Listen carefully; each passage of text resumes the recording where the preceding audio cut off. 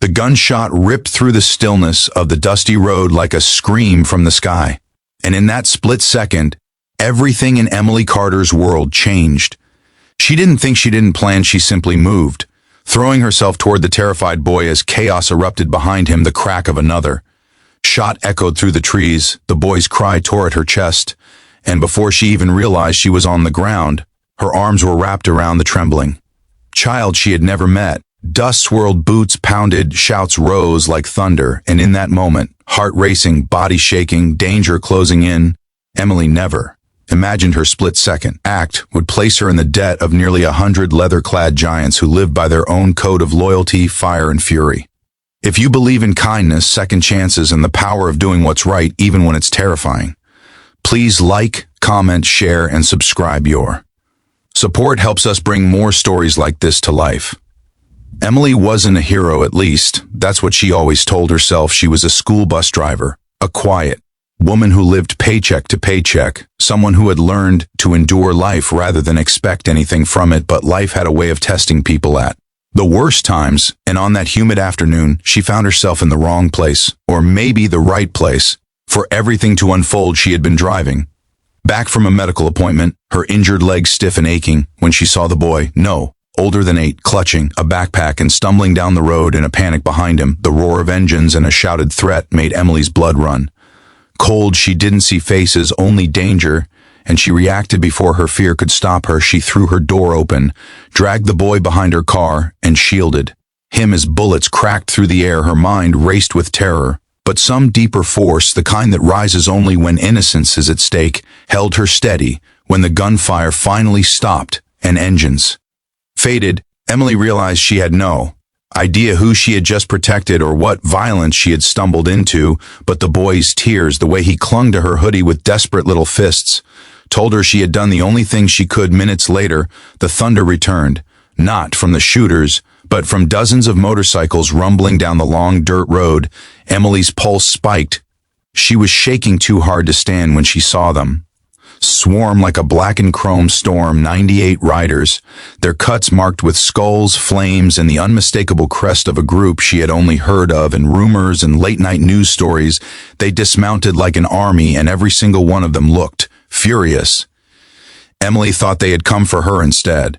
They walked straight to the boy, who leapt from her arms and into those of a massive bearded man whose face softened with relief so profound it nearly broke her. This wasn't just any child, this was the son of one of their own. The next hours blurred together. They surrounded Emily, not in intimidation, but in a strange circle of reverence. They listened to every detail she remembered, every risk she had taken, every moment she had shielded. The child with her own body, some of the toughest-looking men she had ever seen, wiped at their eyes or clenched their jaws with the effort to hide their emotion.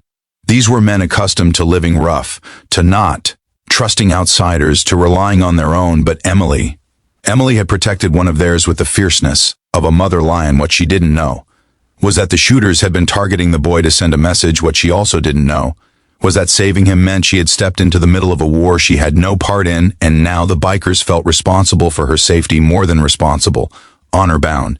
They insisted she come with them. She tried to refuse, insisting she was fine, but her injured leg gave out, and before she hit the ground, 3 enormous men were lifting her gently into a wheelchair. One of them had fetched dust, streaked her face. Tears she had tried to hide slipped free, and the boy she saved held her hand as if she were the only safe thing left in his world. The bikers formed up around her like a wall of steel, and thunder engines roared to life, echoing down the road in a sound that felt like both a warning and a promise. They rode with her, one slow mile at a time, escorting her to safety, shielding her from view, ensuring not a single threat could come within breathing distance. Drivers pulled over.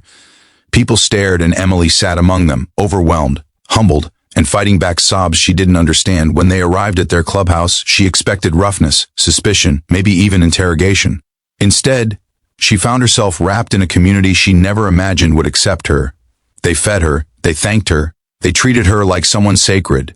The boy stayed with her every moment, refusing to let go of her arm, and when the leader, towering, scarred, intimidating, knelt beside her wheelchair and told her she had done something even they weren't sure they could repay, Emily realized she had stepped into a world where loyalty meant everything. They fixed her broken car, they arranged medical care for her leg, They even ensured she got home safely later that night with an escort that stretched down the highway like a protective river of headlights.